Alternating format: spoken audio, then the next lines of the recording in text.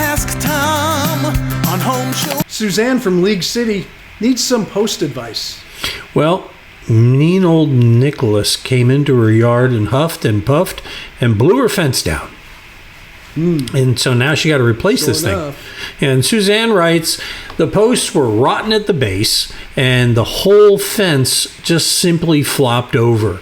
She said, would dipping the posts in asphalt and inserting in concrete that maybe comes up a little higher than the ground level help solve this with a new fence?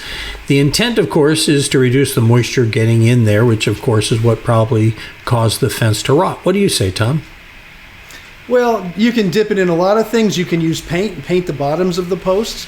That's all fine, but eventually it's going to rot anyway. It'll prolong its life maybe a little bit as far as that goes. Now, it's not really asphalt, it's tar, and you'd have to have, I don't know if you're going to find tar in a big hot bucket to dip it in, so there's no dipping of tar or asphalt. But they used to dip them in creosote, but they don't do that anymore because of EPA rules.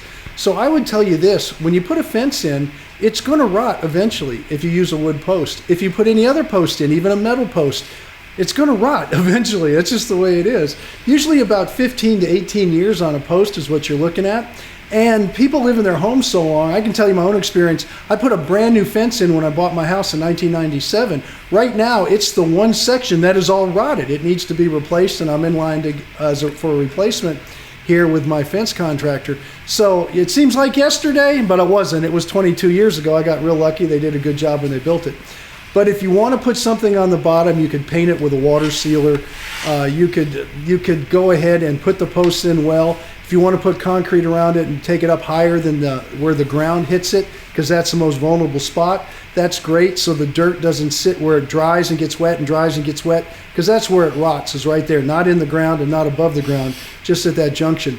But I will tell you this, even the concrete, the post will shrink up, and the concrete's going to leave a little gap, and water will get down there and eventually rot the post anyway. So I tell everybody, don't spend a lot of money, put the fence in, and expect about 15 to 18 years and to redo the fence again. That's just the bottom line. And every hurricane season, go around, shake your fences. If you see sections of it that are bad, replace that section. Sure, it won't match, but at least it'll always be new and stand up to the storms. We had, not Nicholas, what was the one before Nicholas? The storm before that, Ida, whatever. What? No. It was the storm right before, the one that kind of went to the east of us, and all we got was some Ida. Wind. Ida, that's it. Ida. When Ida came by, a couple of days later, we went in our backyard, Tom, and part of our fence was like leaning, and you could see. I looked over the other side; they had boards propping it up on the other side. So we replaced ours, and we had choices when we did it, and I was going back and forth about, cedar versus pine and all that. Share the advice you gave me about that, about picking the right kind of wood, Tom. Well, if you're going to use cedar, and most people use cedar cedar pickets and pressure-treated rails and posts. And that's pretty common, and that's really the best way to do it. If you keep the cedar off the ground, cedar has a natural lifespan of about 18 years. That's why I like to use that dropping off point.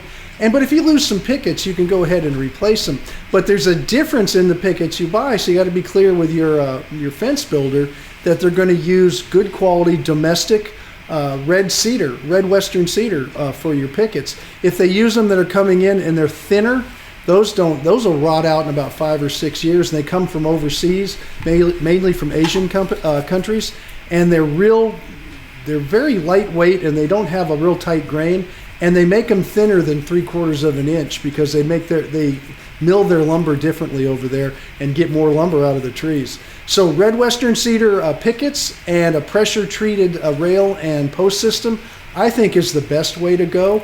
Although there was a time when you couldn't get good red western cedar. Last year during the COVID time, it was very difficult to get.